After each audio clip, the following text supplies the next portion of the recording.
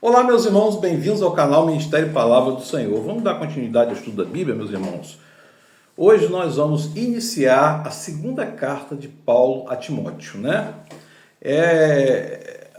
A gente vai perceber algumas diferenças nela. Primeiro que, depois que Paulo foi liberto da prisão em Roma, em 62 e 63, e depois da quarta viagem missionária, durante a qual Paulo escreveu a Timóteo a Tito, Paulo voltou a ser preso, ele estava liberado, voltou a ser preso.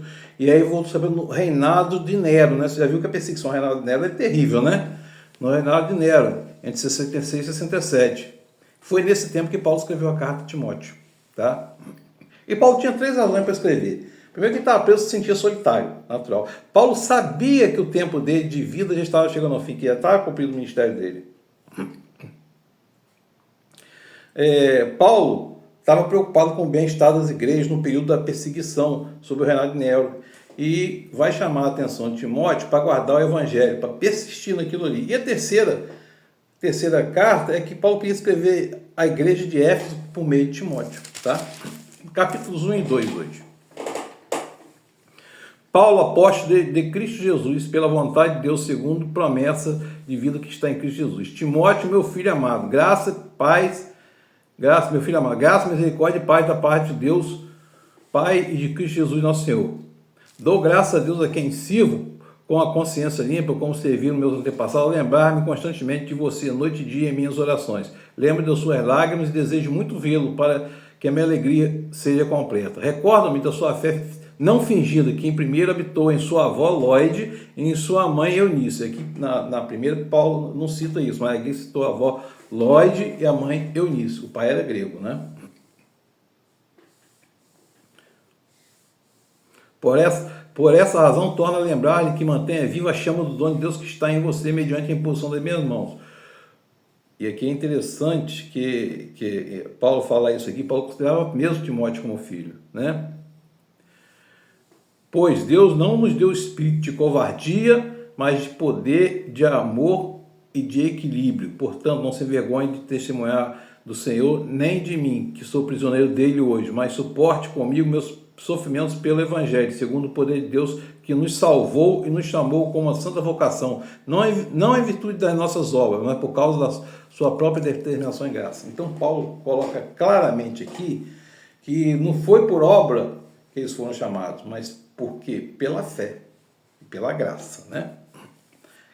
Salva, por meio da graça, sois salvo.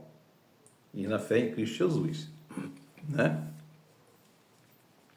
Retenha com fé e amor em Cristo Jesus o modelo da sã doutrina que você ouviu de mim. Quanto ao que lhe foi confiado, guarde-o por meio do Espírito Santo que habita em nós. Ou seja, Paulo está transmitindo a Timóteo o Evangelho de Jesus Cristo. E eu pergunto, a gente precisa conhecer o Evangelho, manter-se fiel e aprofundar o conhecimento do Evangelho. Senão fica um crente tomando leitinho, porque que não se aprofunda. Eu insisto, a fé, ela cria raízes com o estudo da palavra. Uma planta, a raiz dela é fincada e ela torna-se forte, nutrida, quando o solo é bom e a raiz tem profundidade, porque absorve água, né? Assim deve ser a nossa fé. Portanto, você, meu filho, fortifique-se na graça que há em Jesus Cristo, e as palavras que o Senhor ouviu dizer na presença de muitos testemunhas. Confia a homens fiéis que sejam também capazes de ensinar a outros. Suporte comigo meus sofrimentos e como bom soldado de Cristo Jesus. Por isso tudo suporto por causa dos eleitos, para que também eles alcancem a salvação que está em Cristo Jesus na glória eterna, né? Aí Paulo vai falar uma coisa muito séria, que é o novo nascimento, né? Se morremos com ele também viveremos. Se perseveramos com ele, também reinaremos. Se o negamos, ele também nos negará. Se somos infiéis, ele permanece fiel, pois não pode negar-se a si mesmo. Está falando aqui de um atributo de Jesus Cristo, né? E de Deus, né? E Paulo vai continuar. Continue a lembrar dessas coisas todas, advertindo solenemente diante de Deus para que não se envolvam em discussões acerca de palavras. Isso não traz proveito, serve a pena para perverter os ouvintes. Olha só, cuidado com o que se fala, toda a aplicação deve ser para entendimento e para ensino, para exortação. Não acredite, porque o Espírito mandou dizer a você, que Espírito? O Espírito Santo fofoqueiro? O cara fala, o Espírito Santo mandou dizer o quê? O Espírito Santo fofoqueiro? Vai mandar dizer porque ele não fala diretamente a você. Que as promessas de... Aí eu fico até assim, constrangido quando você... porque Deus ainda tem muito para te dar. Alguém fala que tem muito para te dar, mas vai se realizar na sua vida as promessas. Que promessas são essas que não estão na Bíblia? A promessa que está na Bíblia é todo aquele que nele crê não perecerá, mas terá vida eterna. Não existe promessa de prosperidade material aqui. Não existe, embora nós precisemos. E por isso a gente solenemente ora e entrega as necessidades nossas e todos os pedidos em ação de graças e orações. Mas tudo posso naquele que me fortalece, segundo a vontade de Deus. Eu suportarei a vontade de Deus, não a minha vontade. Preciso entender isso.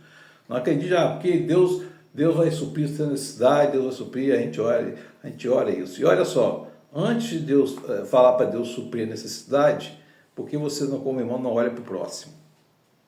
Né? Porque não existe outras promessas na Bíblia a não ser a salvação em Cristo Jesus. E aí vem falando, entretanto, o firme fundamento de Deus permanece inabalável e selado com essa inscrição: o Senhor conhece a quem lhe pertence. E afasta-se da iniquidade todo aquele que confessa o nome do Senhor. Ou seja, confessar o nome do Senhor, mas continuar praticando a iniquidade, não é conversão, né?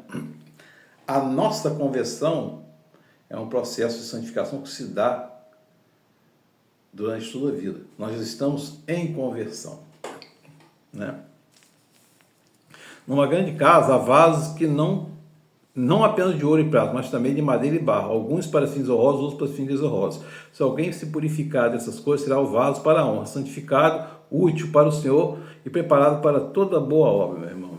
Então, é preciso que a gente, primeira coisa, a gente realmente haja com sabedoria, buscar a sabedoria do Espírito Santo, com oração, com cuidado, meu irmão, minha irmã, e buscar realmente o processo de santificação, realmente amadurecer na fé. E o amadurecimento da fé só vem com o conhecimento da Bíblia. O Antigo Testamento aponta todo para Cristo. Jesus, como está escrito no Evangelho de João, é o Logos, o Verbo encarnado, habitou entre nós. Jesus é o Verbo encarnado, mas Jesus é a expressão máxima do amor e da compaixão encarnados no meio de nós, meu irmão. Que o Espírito Santo de Deus esteja sobre nós e que a gente entenda de uma vez que o Evangelho é a demonstração máxima do amor, porque o Pai é nosso e o pão é nosso. No reino de Deus não existe o pronome possessivo egoísta meu, existe o nosso. Deus abençoe. Amém.